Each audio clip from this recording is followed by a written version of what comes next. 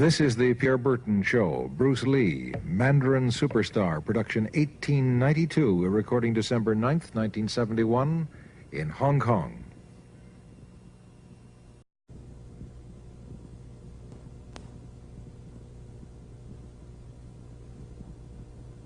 Bruce Lee faces a real dilemma. He's on the verge of stardom in the United States with a projected TV series on the horizon, but he's just achieved superstardom as a film actor here in Hong Kong. So what does he choose, the East or the West? It's the kind of problem most budding movie actors would welcome. It's the Pierre Berton Show, the program that comes to you from the major capitals of the world. This edition comes to you from Hong Kong. And Pierre's guest is the man who taught karate, judo, and Chinese boxing to James Garner, Steve McQueen, Lee Marvin, and James Coburn. The newest Mandarin superstar, known in the West for his appearances in Batman, The Green Hornet, Ironside, and Longstreet. His name is Bruce Lee, and he doesn't even speak Mandarin. And here's Pierre.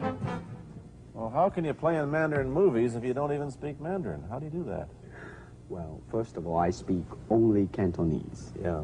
So, I mean, there is quite a difference as far as pronunciation and things like that go. So somebody else's voice is used, right? Definitely, definitely. You just make the words. Doesn't that sound strange when you go to the movies, especially in Hong Kong, in your own town, and you see yourself with somebody else's voice? Well, not really, you see, because most of the Mandarin pictures done here are dubbed anyway. They're dubbed anyway? Anyway. I mean, disregard. I mean, they shoot without sound. So it doesn't, you know, make any difference. Your lips never quite make the right words, do they? Yeah, well, that's where the difficulty lies, you see. I mean, in order to, because the Cantonese have a different way of saying things, you know, I mean, different from the Mandarin. Yeah. So I have to find, like, something similar to that and keep a kind of a feeling going behind that. Something that matching the Mandarin deal. Like the Does old it silent sound complicated? days. Like the old silent days. But I gather in the movies made here, the dialogue is pretty stilted anyway. Yeah, I agree with you. I mean, see, to me, a motion picture is motion. Yeah. I mean, you got to keep the dialogue down to the minimum. Did you look at many Mandarin movies before you started playing in the first one? Yes. What did you think of them when you saw them? Quality-wise, I mean, I have to admit that it's not quite up to the standard.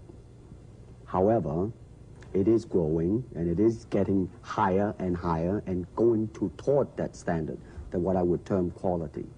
They say the secret of your success in that movie, The Big Boss, which was such a success here and rocketed you to stardom in Asia, was that you did your own fighting.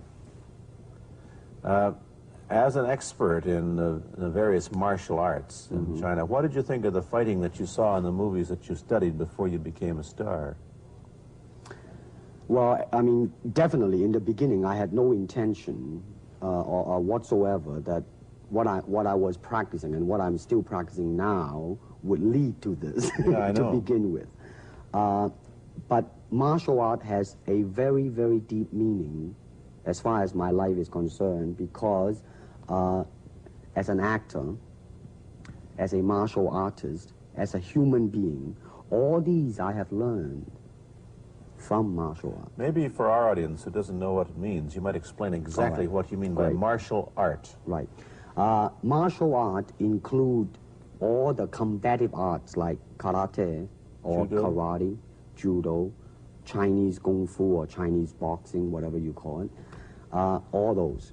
You see, like Aikido, Korean, I can go on and on and on. But it's a combative form of fighting. I mean, it's not, some of them became sport, but some of them are still not. I mean, they use, for instance, kicking to the groin, jabbing fingers at the eyes, and things like that.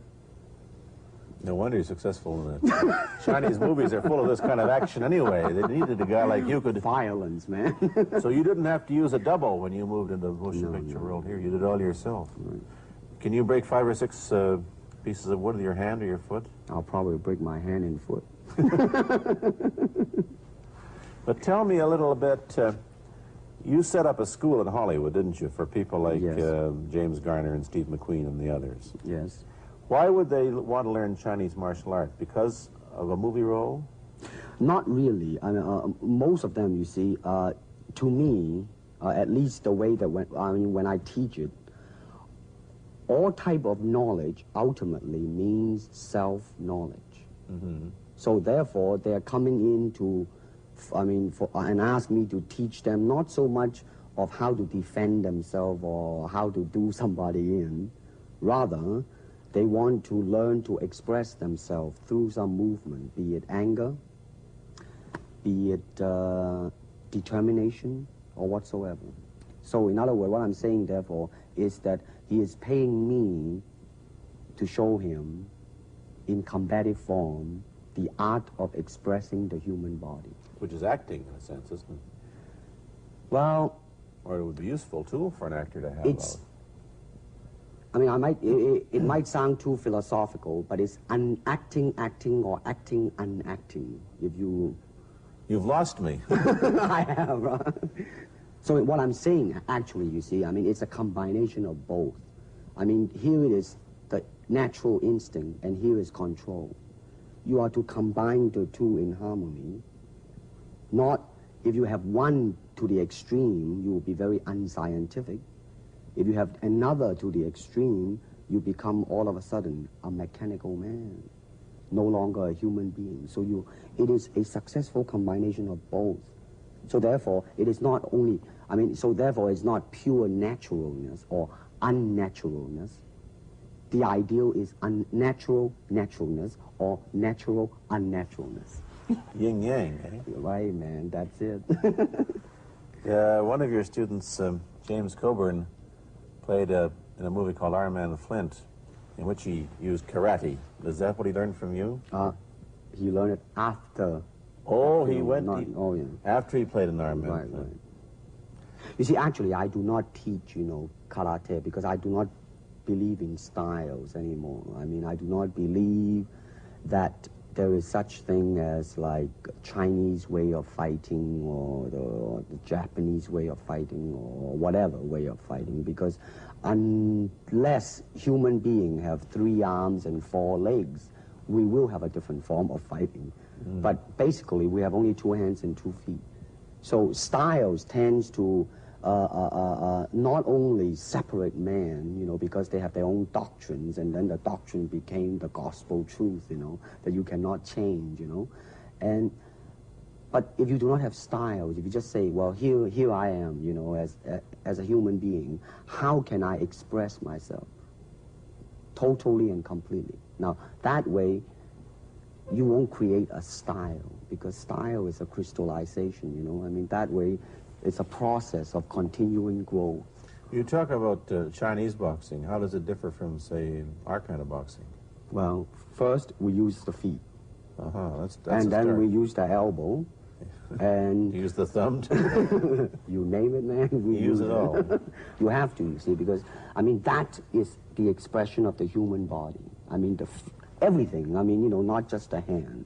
And when you're talking about combat, well, if it is a sport, now you're talking about something else. You have regulations, you have rules. But when you're talking about fighting as it is, no rules. With no rules. Not real fighting. Well, then, baby, you better train every part of your body. And when you do punch, now I'm leaning forward a little bit, hoping not to hurt any camera angle. You got to put the whole hip into it and snap it and get all your energy in there and make this into a weapon. I don't want to tangle you in any dark that right now. You came at me pretty fast there. What is the difference between Chinese boxing and what we see these young men doing at 8 o'clock every morning on the rooftops in the parks called shadow boxing, which they're always... Well, actually, you see, that is part of Chinese boxing. It is. There are so many schools. Everybody schools. here seems to be, going like this all the time. Well, that's good. I'm very glad. I'm very glad to see that, because at least somebody is caring for their own body, right? Yeah. That's a good sign. Well, it's a kind of a slow form of exercise, which is called Tai Chi Chuan. I'm speaking Mandarin just now. Yeah. Cantonese, Tai Chi Kun, okay? I see. And it's more of an exercise for the elderly. Not so much for the Give young. me a demonstration. Show me. Can you do a little bit of it? Just so the hand-wise is very slow. Oh, is it? and you push it out, but all the time you are keeping the continuity going. Bending, stretching, everything. You know, suppose, you know, I mean, you just keep it moving. It's like a ballet dancer there. Yeah, it is. I mean, to them, you see, the idea is running water never grows stale. So you got to just keep on flowing. Of all your students, famous, James Garner, Steve McQueen, Lee Marvin, James Coburn, Roman Polanski, which was the best, who adapted best to this Oriental form of exercise and defense? Well, depending, okay? Now, as a fighter, Steve McQueen, now, he is good in that department because that son of a gun got the toughness in him. Yeah. I mean, see it on the screen. I mean, he would say, all right, baby, here I am, man. Mm-hmm. You know, and he'll do it. Yeah. Now, James Coburn is a peace-loving man. I met him. Right? I mean, Yeah. you've met him. I mean, he's really, really nice. I mean, super mellow and all that. I mean, you know, I mean, now, he appreciates the philosophical part of it. Therefore, his understanding of it is deeper than Steve. So it's really hard to say. You see what I'm saying now? I see. I mean, it's different. So that's, I mean, depending on what you see in it.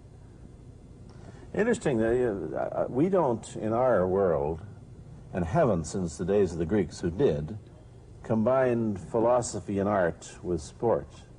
But quite clearly, the Oriental attitude is that the three are facets of the same things. Man, listen, you see, really, to me, okay, to me, ultimately, martial art means honestly expressing yourself. Now, it is very difficult to do.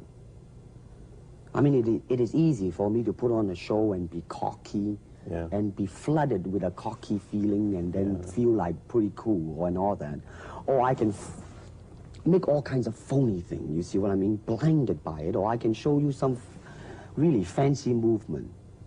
But to express oneself honestly, not lying to oneself, and to express myself honestly, that, my friend, is very hard to do. And you have to train. You have to keep your reflexes so that when you want it, it's there. When you want to move, you're moving. And when you move, you are determined to move. Not taking 1 inch, not anything less than that. If I want to punch, I'm going to do it, man, and I'm going to do it, you see. So, I mean, so that is the type of thing you have to train yourself into it, to become one with the, you think. Yeah, this is very un-Western, this attitude. I want to ask you about your movie and TV career, but first we'll take a break. Then I'll be back with Bruce Lee.